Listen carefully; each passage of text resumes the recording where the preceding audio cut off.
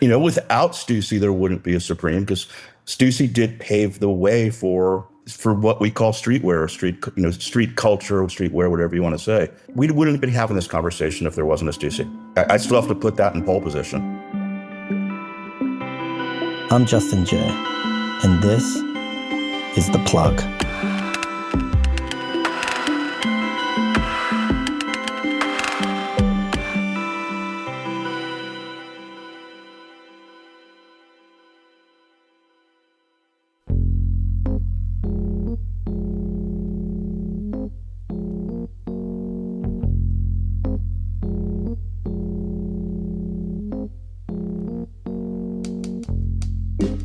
It used to be that when a store sold out of something, it was seen as a failure, an inconvenience for the customer, and poor inventory management for the retailer. But in the mid-1990s, brands like Supreme and Stüssy flipped that idea on its head. Limited availability became a strategy, and an imbalance of demand wasn't a problem. It was the point. By producing short product runs, they turned scarcity into desire, redefining the retail experience and sparking the drop-driven hype economy found in today's fashion and youth culture. Today's guest was at the epicenter of this era when downtown New York pulsed with artistic energy, defiance, and cross-pollination of subcultures. As VP of Design and Creative Director at Stüssy, he helped bridge skate, surf, punk rock, hip-hop, art, and nightlife, long before the idea of influencers existed. Alongside Shawn Stussy and James Jebbia of Supreme, he helped lay the foundation for the marketing and branding of modern street culture. His creative intuition made him a sought-after consultant, eventually working with global brands like Adidias and Converse. So how do you create a brand collab that sparks excitement and delivers value beyond the bottom line? And can grassroots cultural movements thrive in a world ruled by algorithms and social media? We'll find out as we sit down for a chat with someone who's played a key role in shaping the cultural influence of some of the world's most iconic brands. Today, creative director, consultant, and proud pug owner, Mr. Paul Mittleman.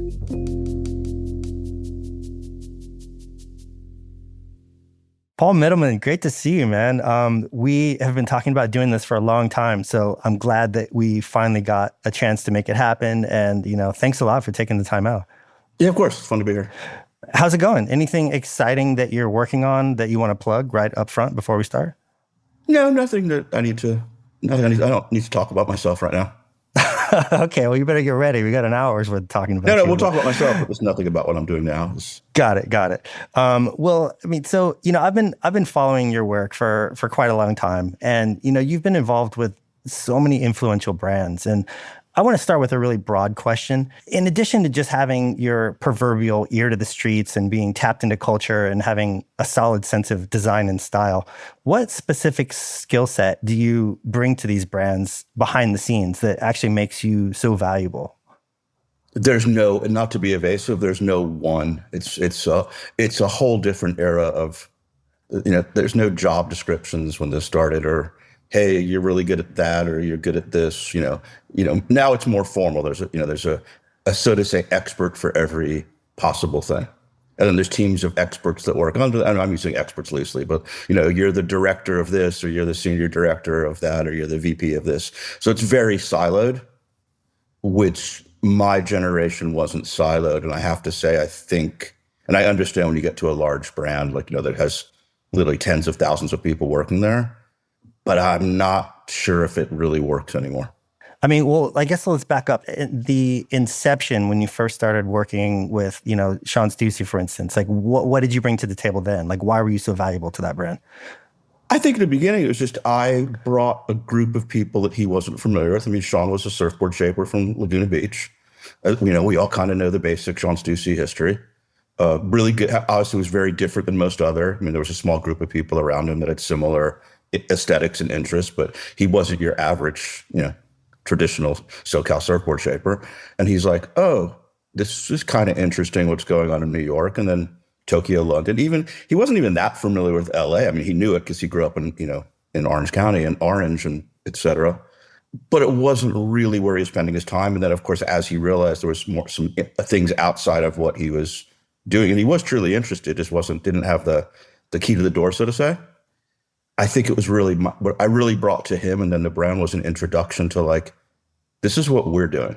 And again, it wasn't brands per se. It was music and nightlife and art and hanging out and a different way of dressing, different style. Yeah, I mean, it's so funny. I feel like the term branding, like that was never really applied to anything other than a cow, until like the last 10 years. I mean, I don't remember that word being used. It was, you're right. It was something you burnt into a cow. Yeah. And then, so, cut to today and the skill set that you bring to these big corporations, even though it's varied, is it really just a formalization of the same skills that you had all along? Or have you changed a lot? Have you developed a lot of new talents that make you that much more valuable? When you start working for brands with more people, you do have to learn how to, maneuver through complexities and through bureaucracies and all those things, which there's pros and cons to that. And some people are really good at it. Some people aren't as good, and there's everyone in between. So, I mean, it's a very long answer. I don't even know if I can do it that eloquently. We're in a time now where, like, back to what you said, branding, and now there's like street marketing, and, there's all these terms, and they're all whatever. I guess they're valid. I guess they're not. I really don't know. I'm a bit disillusioned in a lot of the terms now, but it's kind of like, what you bring to this, what can you actually achieve? Like, what can you pull off at the end? Yeah. And there's a lot of talk of like, oh, I worked for this brand and I did this stuff for that guy. And you're like, but that's just what your CV says. Like, what'd you really do? And it's not for me to question it or for you or for anyone, but it becomes pretty obvious after 6 months or a year. Like, I don't really know if you actually did that much, but it sounded really great. Yeah. I think that us also with social media, because people have this, idea of who they want to be or what they want to portray. I think it works a lot in some subcultures more than others. And so I think, to answer your question, I think I lost the question, to tell you the truth. You might want to repeat a second. I think you have to bring to the table some level of authenticity and also a value system where you can actually deliver against something and be maybe the one person in the room that says, no, this isn't really a good idea. Why are we doing this? And that's not that popular anymore. It's a lot of people like, yeah, that's a great idea. Let's do it. It's more difficult to say no and disagree with something in a corporate setting like that than to be like, what a great idea. The story always comes back to me, and I don't even know where I heard it, but it was some interview. No one knew what to do with grunge. No one even knew what it was. Then someone signed Nirvana, and I think we all kind of know who did. And then I'm sure every record label was like, oh, who's the next Nirvana? And you're like, there was some, I'm not going through the history of grunge, but there was one. And there's other bands that were good. Some were great, but no one thought of it. And someone actually was like, no, we're doing this. And probably half the people in the company are like, you're clinically insane. This will never work.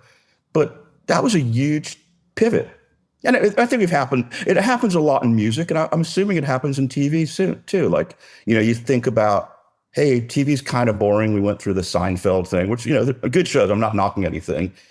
And then someone's like, this is kind of getting a bit cookie cutter, like we have Law and Orders, and again, things I'm fans of. And I'm sure the day someone went and was like, hey, I want to do a story about this high school teacher that's dying of cancer and is going to start cooking meth. People are like, what, excuse me? Yeah. And it became a really amazing show, but I don't think the first people in the room were like, yeah, sign it up, let's do it. And you need those moments. Wow.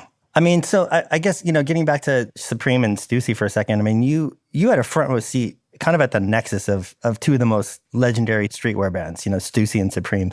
Mm-hmm. And I mean, we could easily do a whole episode on just that. But, looking at it from a macro level and knowing what those brands became today, is there anything about their transformation and their wild success that really surprises you? I mean, did those brands exceed your wildest expectations, or do you feel like it makes perfect sense giving James and Shawn and the strategy behind it? I mean, it makes perfect sense, but if you really look at the history, and this just, I do have a fairly privileged position because I didn't work at Supreme, but I was very close to James, and I helped. I was obviously very close to Stüssy because I worked there twice. It was the right place, the right time, perfect storm, but there's a tremendous amount of talent, hard work, and and I think that's where Shawn and James have similarities. They don't work like other people. They have their own way of working, and I don't want to dive into how they work because they also work very differently. But it's very, very serious. It's very studied. It's very watching. And it's also roll up the sleeves and work. They're not boardroom people. And I think, without Stüssy, there wouldn't be a Supreme because Stüssy did pave the way for like, let's throw the cards on the table for what we call streetwear, or street culture, or streetwear, whatever you want to say. And Stüssy still is I still have to put that in pole position. I mean, Supreme surpassed it now in a way, not in a way, I mean, economically and fiscally, and obviously they make great stuff, but we wouldn't be having this conversation if there wasn't a Stüssy.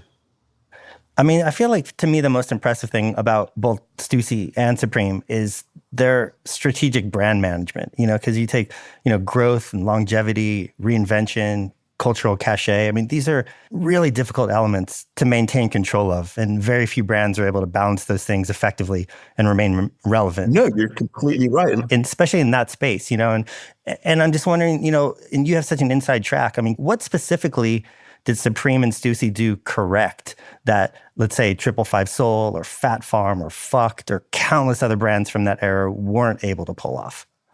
I mean, each one has their own pros and cons, and I think every brand that you said is part of the extended family. They're all good brands. Starting with Stüssy, there was a creative person and there was a business person, and they both kept in their lanes. There's obviously Shawn, who was the creative, and there was Frank, his partner, who is an amazing numbers person and was able to not every year Stüssy did amazing business. There was ups and downs, and Frank still runs it, in his, extended team. If the company was up, I'm just making up numbers, now don't quote me. If it was up a few million, and back then it was just a few million, hey, cool, we made some more money, great, but I'm going to stick it in the bank and make sure when the down times we have money to pay everyone. And, bonuses, blah, blah, blah, and, pay production, pay everything you need to pay for a company to keep running. And then there was the low years where you're like, wow, we're not doing as good for, different reasons. The world changes. But Frank was smart enough to keep it going. And I think if you really want to extend it, the reason Supreme, part of the reason it started is Stüssy wasn't doing as well. And James is astute. I mean, he did Union before that, then it folded into Stüssy. And then he's like, well, there's not really a skate store in New York, and there were, but it was Blades or something, and there's no vibe. They didn't have a vibe. No, you forgot that one. I was like, yeah, there were other little skate shops, but James was like, no, I'm going to do a different kind of skate shop. And I mean, we all know when it opened on Lafayette Street, it looked different than any skate shop. The gravitation of let's say the kids, because part of them were the kids that came to it, were very special. And it took a whole thing. And then Stüssy wasn't really as popular then. And Supreme, when it started, wasn't a clothing brand. It was a skate shop. It sold sneakers, boards, bearings, T-shirts, other skate-like brands. But it was very curated, like Union was. It was a really good eye of style. And I mean, they sold a lot of DCs and Simple Shoes and a lot of, stereo boards. I don't remember it. But it became a vibe. And I think in a way, James knows the Stüssy formula. He created his own tribe, which I don't really love the word, but the Stüssy tribe was the beginning of street marketing. And then James kind of made his version of it, really just New York kids. And we can go into a list of them and a wonderful array of misfits, but they were the coolest kids around. Yeah, I mean, we had on Alex Corcoran on the podcast a while back, and for the listeners who don't know him, he managed the Supreme store on Lafayette Street for many years. Around that time. Well, yeah, but in the podcast, we talked a lot about the culture of the Supreme store itself and the retail experience that they cultivated. And James didn't explicitly instruct them to be rude, but they definitely had prerogative to set the tone for the store, and that tone was often, they're kids from New York. It's New York, and I'm not giving the pass to be rude, but New York day-to-day life and LA day-to-day life, it's a little bit like, here there's cappuccinos, there it's like, what do you want? Yeah. That tone was often relatively unfriendly to random outsiders, but people ate it up and they kept coming back, and it was almost viewed as value added. And it never felt like the Stüssy store trafficked in that same type of attitude. There wasn't that same intimidation factor when you walked in. I mean, I guess, A, do you agree with that? And then B, was that by design? I don't think it was by design, but when the Stüssy stores, it was a little bit older per se, not the demographic, but it was older. It'd been there more. It functioned more as a clothing store. The people that worked at Supreme were kids. They were, they skated or went out at night. They might have been a bit hungover the next day, and they were New Yorkers. And but when you're a kid that grew up on the Lower East Side or Queens or somewhere in Brooklyn, you're a bit like, yeah, what do you want? Like, yeah, it wasn't meant to be this polished thing. I don't want to speak, but I don't think James woke up in the morning and wrote a list of things for you, like, hey, can you be kind of obnoxious? That's just how it went. But then it became accepted. And part of the value of the brand, you know? Yeah, I can't speak on that, but people did want to go. That's just the air of the people that worked there. Again, not everyone was, but there weren't fights or anything. It was just like, Yeah. I keep on saying, we're from New York. We skate. We go out at night. We, drink 40s and smoke blondes. It's like, that's just who we are. Yeah. But no, it wasn't a plan. What year did Shawn sell the company? Well, Shawn never sold the company. Shawn just retired in 94, 95. He always owned half of it and Frank on the other half. Shawn just didn't want to, his family life went a different direction. He had kids. He wanted to spend time being a dad. So still to this day, he's a silent partner in the brand? No, Shawn sold out. Shawn has nothing to do with the company. So he did sell at some point. Yeah, I'm saying, but I mean, sell randomly. He didn't sell the company. He sold his shares. That's all I'm trying to say. Got it. And I guess, in your humble opinion, do you feel that he cashed the company out a little too early, considering how big it grew? Or does he feel that way? Do you know? You never know, because it's like you don't know if something's going to recover. And that at the time that he did leave, it wasn't doing that well. I mean, it's not my business, and I don't know what he got, but he got what he thought was fair. He left. He went on with his life. He's lived a very comfortable life. Does he maybe regret it? That's your interview with him to discuss his position on what he thinks he caught or what he didn't get.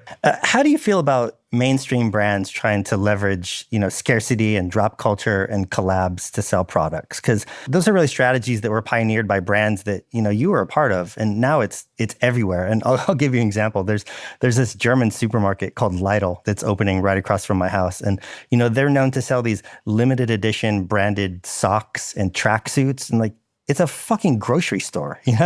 Has it just become another cynical marketing ploy, or can it still be effective, but it's really all about context and proper execution?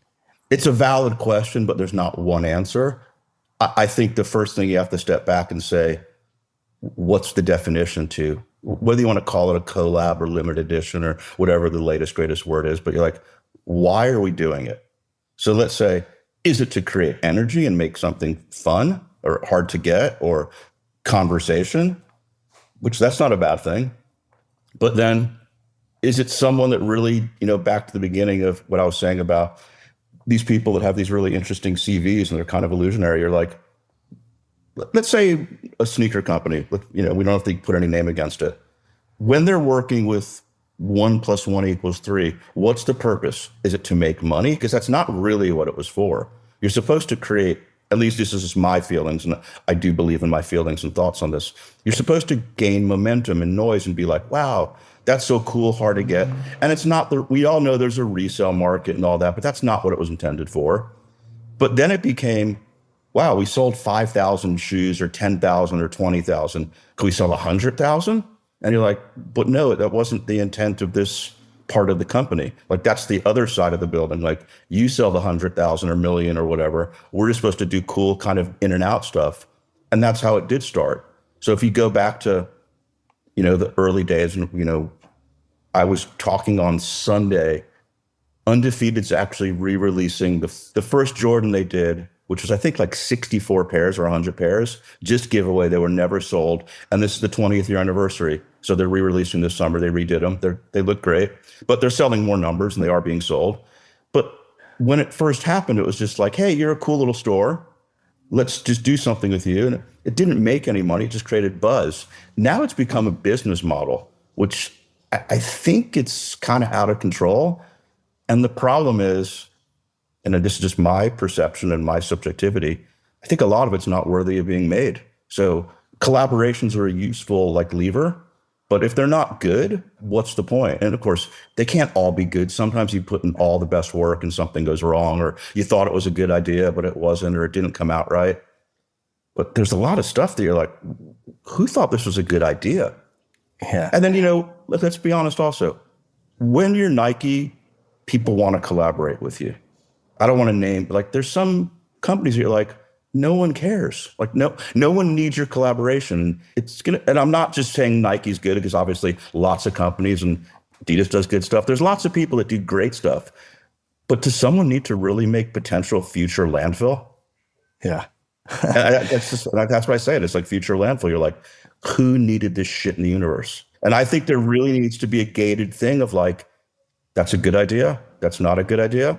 And, also I have to say one thing, which, things have changed. Traditionally, a lot of collabs were male oriented, and that might have worked in the 90s or, early 2000s. That's just is what it is. Things have now had to move to be more open to, just different people, which I think is great. So you do add things, but then you have to say, why are we doing this? Is it to tick a box? Is it to make senior leadership happy? Is it to make someone that feels left out? Or is it just a good collaboration? And that's where it gets really difficult. And then people also have their agendas, like they want to put their friend's company on or this. And you're like, how do you delicately say, this is the right decision, this is the wrong decision? And maybe the gatekeepers, so to say, aren't making all the right decisions. But someone needs to keep it some kind of, let's say, the reason why. Yeah. Was there ever any conflict with the brands that you worked with doing these limited drops and the amount of money that was being made on the aftermarket? Because I kind of had a similar conversation when we had Tom Sachs on talking about in the fine art market. And if you have a gallery show that sells out and then that dealer resells it for 10x, like the artist is not getting any of that. Was there ever any of that kind of jealousy or paradigm with the brands? I'm not on the money side. It's not really, kind of like not my problem. Yeah. But, the aftermarket thing created itself. It was obviously part of the digital age and happened before that. It was a scarcity model. But, if someone buys a sneaker for, I don't know, let's say $100, $200, and if they can sell it for 500 or 1,000, cool. But I think in the end, the one thing I think everyone agree now that world's kind of ended because there is no resale market. Now what do you do? So it's kind of like it's a double-edged sword. Yeah. But, and say I think we really saw that happen with, the resale stores and then the StockX's and, I can't even keep up. But it was really around that like Yeezy era of like, they just kept on making stuff and it was like, oh, we sold 100,000. You're like, yeah, but 90, I'm making up numbers, don't quote me. Yeah, but 90,000 were resold or 50, And so it's all fake. But then the model was like, does anyone actually know what we're selling? Yeah. Or how many things are just sitting in a fill-in-the-blank reseller store in Fairfax that no one really wants, but we sold them. So in our books, we made money. The store sold them, so they made money. But now they're just sitting somewhere. It's like that thing in that Raiders of the Lost Ark where all the arcs are in the boxes. You're like, damn, there's a lot of boxes back there. And then it's just like, no one cares at some point. Yeah. So it's a very risky thing. And I think to what Tom's point is, it's very risky being an artist because the money on art's completely made up. Someone's literally is that worth 50,000, 100,000, $500,000? And then like, okay, so we have a few at $500,000. That's good. But now you made more. And then someone's like, I don't want those anymore. And then it goes back to 50 or 40 or 80 so it's a very risky game to play. And you have to ask yourself, do you really want to play that game? What are your thoughts on the term streetwear in general? Like, was that a label that you personally embraced to describe what you were doing? Or is it more of a term that was kind of coined by outsiders to try and categorize something that didn't quite fit into the mainstream playbook at the time? I don't like it for many reasons. I mean, I think historically it started with Vision Streetwear. So it did exist in that, but no one was like, oh, this is streetwear. That was Vision Streetwear. And it was like, well, good, bad, or indifferent. They made some t-shirts and some shoes and, cool team, but it wasn't like, wow, they're onto something. But that's the first time I heard it.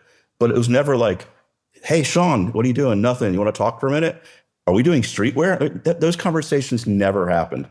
So I think the world put it onto it, but I think it's one of the stupidest terms I've ever heard in my life. Doesn't mean anything. So it's definitely something that was kind of coined from the outside in. I prefer the term street culture because at least it's bigger. Because streetwear is just an outfit. Again, I'm not knocking it. It pays the bills. It's not a horrible name. But to me, we all work in street culture. Music, obviously clothing, style, sneakers, could have been literature. It could have even been a restaurant or something, just anything that went into somewhere where people would galvanize around. And then there's obviously the action sports parts of it for people that were interested in that.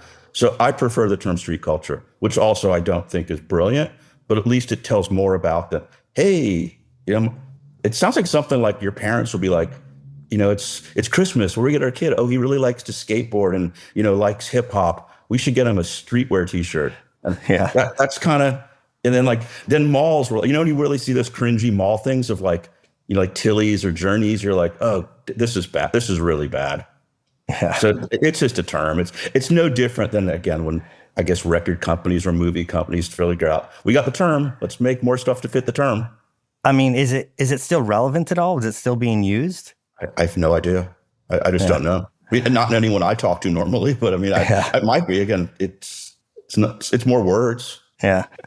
I mean, on a kind of related note, I want to get your thoughts on the concept of subculture because, you know, downtown New York used to be such this fertile ground where you had punk rock and skate culture and hip hop, and they were all kind of cross-pollinating and influencing each other in this very organic DIY way without a lot of representation in the media. And, you know, the fact that these pockets of youth culture remained relatively ignored by mainstream culture, it kind of allowed them to, you know, evolve and form communities and become distinct and unique. And you compare that to today where everyone has access to everything instantly and everything's monetized and companies co-op whatever they think they can use to sell their products, you know, from sneakers to French fries. I mean, is the concept of a subculture even possible today when everyone learns about style and trends from their phones?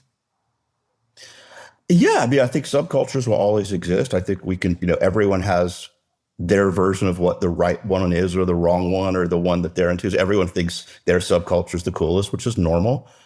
It depends how you look at the word. Subcultures work out of a kind of a system because they are outside of the larger mainstream culture. So if you say like, let's say I'm making this up, so no one quote me that's like a sociologist or cultural studies person. If rock and roll was a culture, you had punk rock as a drop down. Or then if disco was a culture, you had hip hop because they were they were underneath it in a way. And they knew all about it. They were informed by each other, but it went a different direction. And I think it even probably goes into some form of, you know, skateboarding in a way drops out of surfing and goes in its own direction. But they do inform each other as it keeps on going. It's not like no one's like, oh my God, these kids have wheels. And because it started like, oh, look what they're doing. We're going to bring that to that. Same with music. Like, you know, if you go from like the Kinks to the Sex Pistols and later oh shit, Green Day. But you're like, it's all like that was the commercial version of the subculture. And I'm not making judgments on who's better or worse. But I think there was kind of conversations and people were inspired by the main culture and took it their direction, which probably goes to the history of rock and roll or, you know, from Elvis to this to that. And we can all do like Venn diagrams and all kinds of weird charts and, you know, right, wrong, or indifferent. Or then if you go to, let's just say skateboarding, where like these guys were inspired by that, but they started a different company, went in a different direction. It kind of, you know, you have to be inspired by something. And then you can really embrace your inspiration or be like, F you, that's lame, I'm going this direction. But you realize that you need those subcultural movements. And then I think with subcultures, then there's some people that just market it better. There's a better soundtrack, there's a better look, there's a better logo, and that's where people gravitate. I think where it gets funky is when the commercial companies try to be like, hey, check out that subculture. Let's talk to those kids. And that's where you see the funny like Mountain Dew commercial. Yeah. I guess what I'm getting at is there's still the ability for you to have these drop-down subcultures that are inspired by other movements, but the time frame that you're allowed to have that be your own and be underground before it gets co-opted either by mainstream culture or by, you know, corporations, I feel like that has shrunk almost instantly. You know, I don't know, and it's a longer conversation, probably at a bar with beers and lots of people, but, you know, you look at, there's moments that we've all seen, and I think, you know, going back to the Stüssy thing, I think something's really important that I have to bring up. Part of what Stüssy's changed from like, you know, it is a surf company. The early stuff had different colors, then it went to black and white ads and Thrasher. But it was that Beastie Boys moment. And that wasn't traditional hip hop, even though it was embraced by it. But it was like it wasn't the same model. And no one sat down and thought like, hey, let's find these three kids from downtown in Brooklyn and go a different direction. And, you know, a different, let's say, a different look, a different sound. But that kind of opened up a whole other subculture. And in a way, I think streetwear rode that wave of like, oh, those companies are making stuff for us.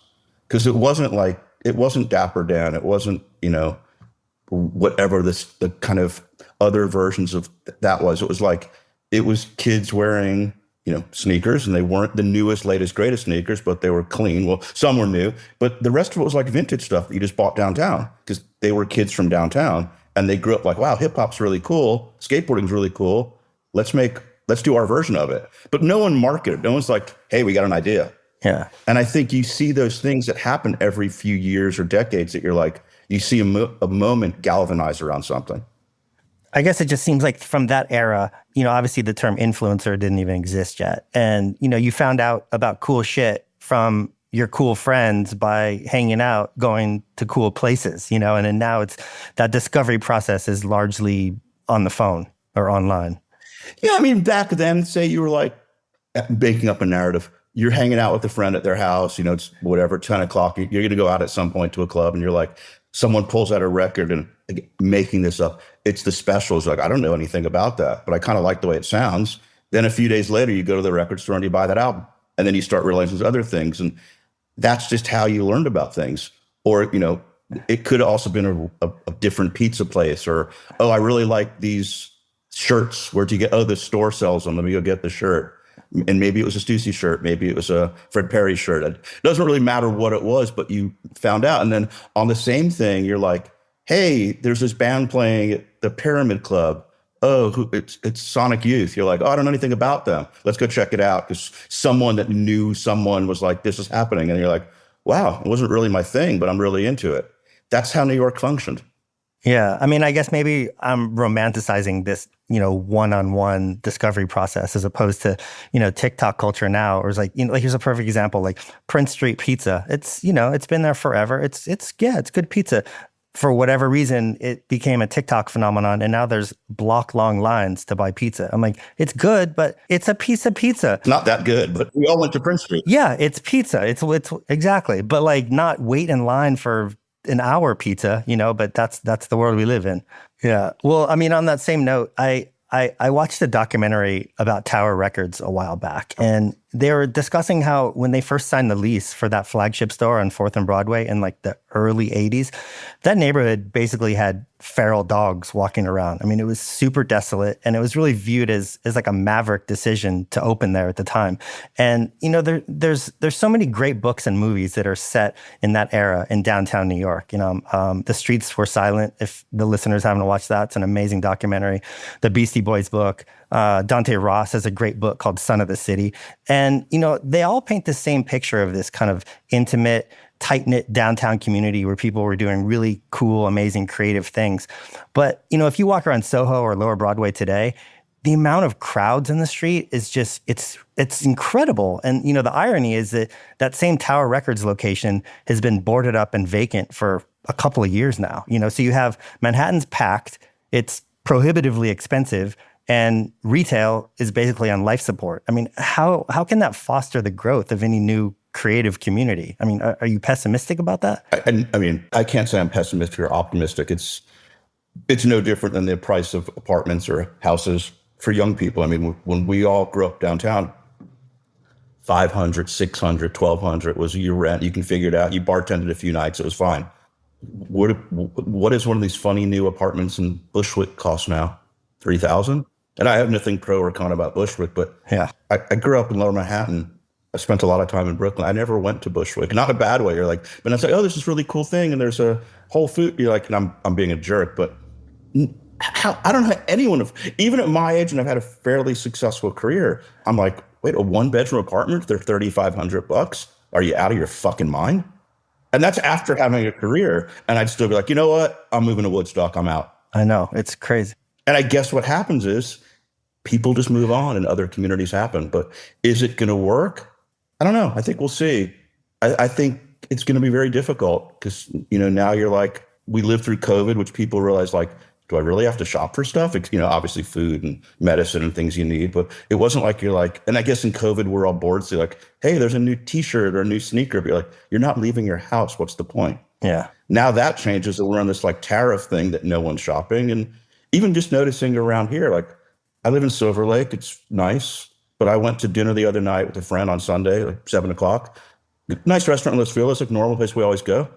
Half empty. And I went to dinner 2 nights ago in Silver Lake to a Japanese spot. Half empty. And I'm like, people just aren't going out because they're like, do I have a job next year? Is World War III happening? Is, the riot, all the things we're seeing. And I'm not trying to get completely social, but I think people are just like, I don't know what's happening in the world and there's no stability. So when there's that, you have to be a little bit sitting back and like, do maybe people start bands again? Do you write? Do you take pictures? Like, I don't know what people do because I'm in a different thing. But my daughter's 24. She just graduated college. And we're starting to have conversations of like, what do I do? These generations of kids that are leaving college or even high school, they're very smart. They're very creative. I mean, just looking at some of the work they're doing, but no one knows what to do. Do I have a job? Do I have healthcare? Can I leave my house? It's, I mean, not to get super pessimistic, but it's a lot of questions. And I think it's pretty scary. And then if you own a big company, Yeah. you're like, what do we do? Does anyone want anything we make? And, I hear a lot more in my industry, like, there's nothing new in sneakers. It's the same thing. It's different colors of blah, blah, blah. And it's been decades of the same thing. But then I shift that I'm not blaming the sneaker industry. And there's been some innovations, but, COVID really hurt that industry.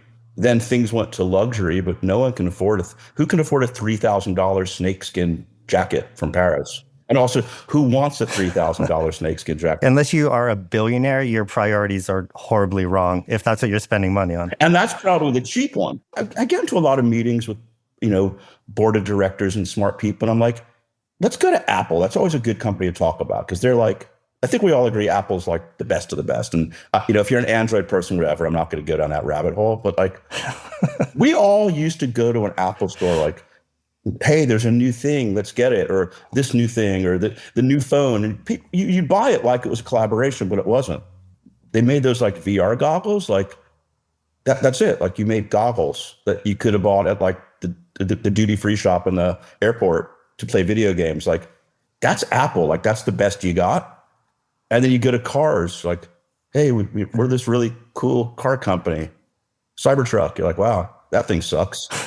And these are built, the smartest of the smartest. And you're like, what's anyone doing that you're like, damn, that's cool. But I think that's a fascinating critique of like, what's happening? Don't we all expect Apple to do something like, damn, I can't wait to buy that. That's really cool. It's going to change my life.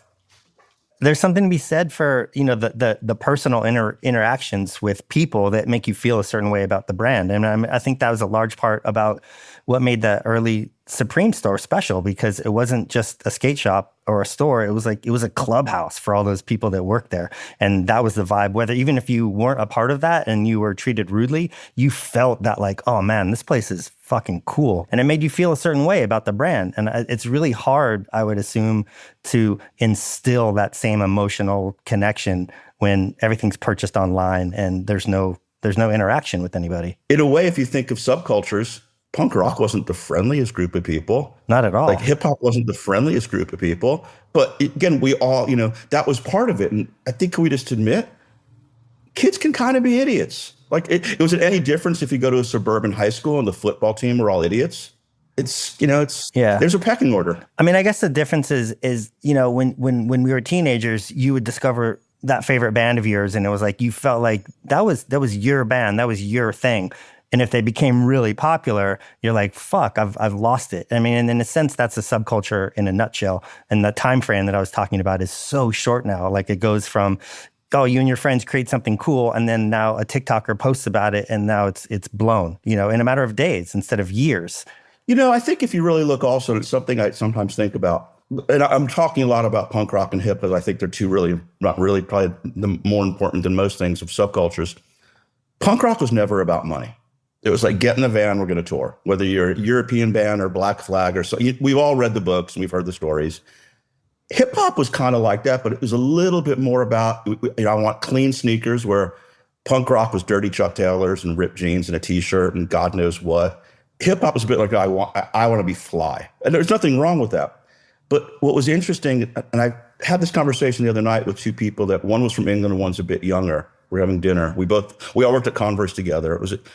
When we were at Fat Farm, things changed to like, and it's happening right now, which we're watching it, there became the whole puffy thing, where you're either like, I really like backpack hip hop, which is what I personally prefer, and the people around me did. Then it was like, no, we're going to do champagne bottles with sparklers and just the worst shit in the world. I'm not saying the music, because there was some good music, but it went for the money. And I think that's where the subculture changed, because it wasn't about finding things on the street, whether it was a pair of old sneakers or a record or a skateboard. It was like, no, I'm going to go to Versace or this store and buy an outfit or a Gucci sweater. And again, I liked the music. I'm not knocking the music that was made, but I think that really changed, because then you used to go to, like, growing up in New York, we go to Danceteria.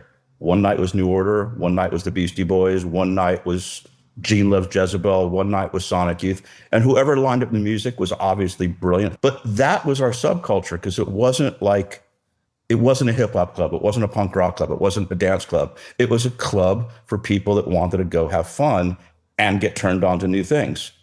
I remember really vividly one night we were there on the third floor, and it was the first time we saw the Suicidal Tendencies institutionalized video, because they played videos on like shitty TVs that had like, and we're like, what? No one knew what it was, but that was the randomness of just being out. And you remember these moments, and I know I'm going down a rabbit hole, everyone coexisted. And if you keep it going, like right before that, I mean, maybe a year or two before, Madonna was a waitress on that floor, but it all just seemed normal. What I'm saying is how random it was. I think the randomness you can find on Instagram or TikTok, it's just, do you want to be open enough to go down the rabbit hole and get inspired? Because I see cool shit on it. I mean, we figured out this conversation on Instagram. True. I don't think Instagram's this evil like thing. I just think it's, how do you use it as a tool? And like, you remember when we were kids, like you go to the library and you learn the Dewey Decimal System to find books? I don't think anyone talks about it, but isn't that really what Googling is some kind of weird Dewey Decimal System? Yeah. Well, I mean, it's so scary how much of our lives are influenced and ruled by the algorithm. And I guess you can make it work in your favor. But I mean, here's a perfect example. You and I, we obviously have numerous friends in common, and there's a lot of overlap in our history, but we don't really know each other personally that well. You know, despite that, for the past at least 2 years, like every time I open up Instagram, you're one of the first people whose stories shows up in my feed. And, you know, and I'm not complaining. It's always really interesting and well curated. You know, it has a lot of political humor and some advertising and products you've worked on, and the Clash specials, a lot of pugs. Just things I like. Yeah, I mean, your feed's consistent. And I guess what my question is that you don't seem to be overtly promoting or marketing anything specific about yourself. And I'm wondering, what's your objective? I mean, is Instagram just a venue for you to curate cool media that you appreciate? When I started Instagram, I was working at Adidas in Germany. And for me, I'm from New York. I lived in LA. I went to Germany to work, which I liked my experience there. But it was we were a bit remote. I mean, myself, my wife at the time, my daughter, we lived in a farm town of 1,000 people. It was amazing. We had 3 dogs, lovely house, anything you'd want, nice food, anything was great. Work was a really quick drive away, you know, amazing. Everything was great, except I'm like, none of my friends are here. And I have friends in Europe, and, you know, I have friends in Berlin. I have lots of friends everywhere, but I lived in a farm town. The next door neighbor was a journalist. The other next door neighbor invented a bowl, because in Germany there's engineering, and you're like, he never worked again. So, and they were nice people. They spoke English. Hi, how are you? Good morning. Hey, can I borrow your screwdriver? Because I don't, yeah. Everyone was super mellow. But dude, it was 1,000 people. I started the Instagram thing just to see what people were doing. And so it became for me a way to see what people were doing, because I just was not in proximity. And then I would put pictures, because I was traveling a lot for work. I was in, you know, Tokyo a lot, and obviously Paris, London, Berlin, you know, some other European trips. And it was like, this is what I'm doing. That's what you're doing. And let's keep it going. And then, you know, here's my dog, and here's the hot dog I'm making. And it's not influenced. It's not curated, but it is a curatorial thing, because it's just me, or like, oh, this is the book I'm reading, or this is a picture of my kid's birthday, which, funny enough, my kid's birthday was yesterday. So I put a picture of her. But, you know, I think everyone has their own thing. It becomes really a mirror of who you are. Like, what do you want out of it? Some people want to be Insta famous. Some people want to get more likes, I guess. Some people want to promote their band or the design they did. There's no right or wrong. It's just, do your peers think it's interesting? Because that's really not the compliment, but just you're saying, you're like, you're right. It's dogs, it's a special, it's the Clash, it's some food. That's what I do. It's not like I have this other life, and there'll be some funny shit, or it might be like, oh, that's a really nice cactus I walked by walking the dog. And I don't, you know, do I share too much? Do I not share enough? I'm just like, well, It's just, it's not that hard to take a picture, and it's kind of fun to post it. And also, I might be on Zoom calls. I mean, I'm not doing it on this one, I promise, but I'll be on Zoom calls. So I'm like, this call is really, really horrible. I think I'm just going to sit and post shit because I can't be bothered to listen to this conversation, which gives me a lot of time to post insane shit. Then it goes into the political stuff. Yeah, it bothers me. There's ICE people in LA, and I'm not happy about it. And I feel like I'm going to post shit I see because literally around the corner from my house, like maybe 2,000 feet away, my entrance to the two, ICE had it blocked down. I'm like, fuck y'all. This is where I live. And I want to share that. And I watch things and I don't go down every rabbit hole politically, but I am bothered about what's happening in America. I just find it interesting because, as a creative person, your feed it's really interesting, but it doesn't seem to be overtly promoting yourself as a product. And that's what's so interesting about Instagram is it started as a photo sharing platform and it's transformed into this personal branding channel, and it's interesting to watch how you use it for somebody who's actually kind of in that business. When I worked formally at a company, if we did a project that I liked, I didn't promote it for myself. I was just happy the team pulled something off. So say like at Converse, when we did a Tyler thing, I was happy to say, we've done this and I'm really proud of it. And, but it wasn't like hashtag this, that, like go get it. I was just like, wow, we're working with this really interesting person. I'm proud of the team pulled off. Not a date or a link to buy it, but I'm like, thumbs up, nice pictures, nice shoe, nice jacket.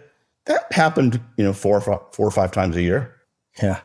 I find it interesting because, as a photographer by trade, you would think that what was originally a photo sharing platform, I would be all about, but it's transformed in this other thing. And it really lends itself better to video and text and memes. And like all of that content is kind of acted to dilute and devalue still images. So I actually I'm not a big fan of promoting my work on there. It tends to be kind of similar to what you do. The thing is, let's all agree. Photos in square format are bizarre unless you shoot a Rolleiflex or Hasselblad. And I do see some photographers that have really beautiful feeds of their actual work. And you're like, but that's all they have. So it's really it's really melancholy. And you're like, you go through and you're like, you just see their photo work. But then there's not a picture of their dog eating like a cookie. Because, it's I don't know if promoting them, but you're right. For photography, it's really strange. And then my biggest, I think, pet peeve is when I would look at like more stylists. I'm like, I don't care how you dress someone. I mean, it's cool you do it. I'm not bummed on stylists, but you're like, oh, I just dressed Adrian Brody for the Oscars. You're like, who cares? It's completely irrelevant. So it's interesting what people put on it. Yeah. And I have nothing against Adrian Brody or the Oscars per se. I'm more against his painting, but that's a whole other conversation. Yeah. I mean, I guess it's a long way of saying that I like your feed and I appreciate it. And it doesn't feel like an advertisement because, said stylist putting that picture of her dressing Adrian Brody, she's either speaking to potential clients or to try and impress people. But for everyone in the middle, it's not that interesting. Like, and if you're a stylist or hair and makeup or something, you probably have, I don't think you're going to get that many other clients to be like, oh my God, this woman's really good at this kind of hair. Let's hire her. You're like, you have an agent. Everyone knows it's all good. Like, you're fine. And I don't use it for work, but then again, I don't really take phone calls. Like, as you know, even this was like, we probably talked about this for 2 years. And I don't like talking about myself. I don't like new clients. Yeah, that's going to be the pull quote for this episode, by the way. Thank you. Which is probably not the greatest thing to say. If anyone wants to hire me, though, call me. But I didn't start this industry when I worked with Shawn to be rich. And I've had a nice life. Like, I don't regret, but I've lived in many places. I've had houses. I have reasonable furniture. It's like, I can have a frozen pizza or go out for sushi. Like, all things considered, fine. But I never wanted to be a billionaire. It wasn't like what I was like, oh, I can't wait to be a billionaire and have a second house. It's just not really what I signed on for. And I don't really regret that and maybe could I have made more money or stayed at jobs and got more stock options? But then I'm like, this place wasn't that nice to work at and I don't like who I'm becoming. And it's really not healthy for me mentally. And I quit, and I'm getting a little emotional, but like, I wasn't there for the stock options or the payout. And I'm not saying for other people it wasn't, but like, I liked working for Shawn. We made good stuff, and that's what we're talking about, and started something. And there was an architecture of like, we weren't trying to build a thing, but we did build something. And then other people have been influenced. It's really nice to watch Supreme be successful. And I don't care that they were bought and sold. It doesn't matter. They still do good stuff. Am I buying it? No, I'm not the demographic. It's not for me to buy. But the people that work there are really nice. James is a dear friend of mine. I'm friends with everyone that works in the store in LA. I'm not in New York that much, but I like that this whole industry has become a way for people to like, support their families and support their travel, or, people have mortgages based on street culture, which is, nothing wrong with that. Yeah, it's amazing that it grew into what it did, Do you still keep in touch with Shawn? You guys close? We're close, but he's in Hawaii or in France. But if we're in the same city, we hang out. We do talk. We don't sit and he's not like a bullshit on the phone guy, but like if we need to talk, we'll text each other or call. And if he's in LA, we'll have dinner. If I'm in Paris, we're like, hey, what do you do? Let's go. And we can hang out for one night or 4 nights in a row. And, we still hang. Yeah, no, I've so much respect for what he built. I've gotten to be friendly with him because he has a house in Santa Barbara in my hometown. So, I've run into him at Rincon a couple times and we've had coffee together, but he's a very interesting guy. Yeah, again, if we're around, we hang. Yeah, but we're cool. Yeah. So, we always like to end the podcast by asking one of our guests to plug something that they aren't directly involved in, but they feel isn't getting enough attention. And it could be a book, a movie, a TV show, an artist, a social cause. I mean, you always seem to have your finger in some cool shit. Is there anything that you want to plug that you want people to know more about? I mean, there's one thing I think I have to bring up. We talked about subculture, and there's a book called Subculture by Dick Hebdige, which I think people should buy. It's very interesting. And randomly enough, there was a show on TV a few years ago, and it was called I Love Dick, and it was actually about someone's love affair with him. And it's quite interesting. The show you can watch, and it's quite kind of quirky and funny, but the name's kind of brilliant. And the woman that wrote it, Chris Krause, was his partner at the time. So you can watch that. But his book, Subculture, by Dick Hebdige, I think is really worth reading. It's a bit thick. It's not that long, but it's really based in England and talks about the Teds, the punks, the Rasta thing. It doesn't go into hip hop per se, but if you have the capacity to read it, it's a bit thick because he is a cultural theorist, but it's a very interesting dialogue and discourse around subcultures. He's a pretty smart guy. I definitely wanted to check that out. Paul, man, I'm glad that we finally got it together to chat, and you're a wealth of really interesting stories. So I'm excited for our paths to cross again, and I've been a fan of a lot of the shit that you've had your fingers in over the years. So thanks for doing all that. Cool. Thank you. I know we tried this for a while, so thank you for having me. And this morning I woke up and I was like, why am I doing this? Hopefully it wasn't too painful. No, it's not that. It's just funny. I don't like doing these things. It's not you. I just realized I don't like talking about myself, but I made it. I was one text away from like, dude, not going to happen. Well, I appreciate I didn't get that text, man. All the best to you. Take care of yourself. You've had a crazy season out in Los Angeles, so wishing you safety and prosperity. Thank you. You too. Have a good day, and thank you for having me.